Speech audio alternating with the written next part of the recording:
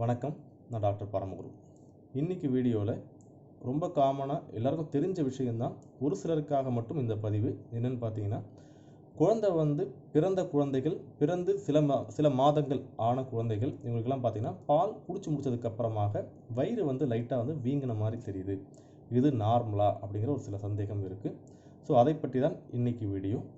நார்மலாக பால் குடிக்கும்போது குழந்தைக்கு என்ன நடக்கும் அப்படின்னு பார்த்தீங்கன்னா, இந்த என்விரான்மெண்ட்டில் இருக்கக்கூடிய அந்த ஏரையும் குழந்தையை சேர்த்து தான் அந்த பாலோடு எடுத்துக்கும். ஸோ அந்த காற்று, வெளியில் இருக்கக்கூடிய அந்த காற்று வயிற்றுக்கு போகும்போது என்ன நடக்கும் அப்படின்னு பார்த்தீங்கன்னா ஒரு அப்டாமினல் டிஸ்கம்ஃபர்ட் இருக்கும், அப்டாமினல் டிஸ்டென்ஷன், வயிறு வீங்கின மாதிரி இருக்கும். குடித்த பாலை குழந்தைகள் கக்குதல், இது போன்ற விஷயங்கள்லாம் நடப்பதற்கு வாய்ப்பு இருக்குது.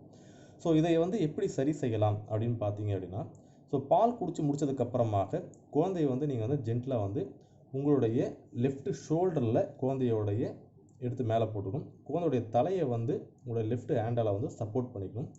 குழந்தையோட பட்டக்ஸை உங்களுடைய ரைட் ஆர்மால் சப்போர்ட் பண்ணிவிட்டு குழந்தையோட பேக்கில் ஜென்டிலாக நீங்கள் பேட் பண்ணணும்.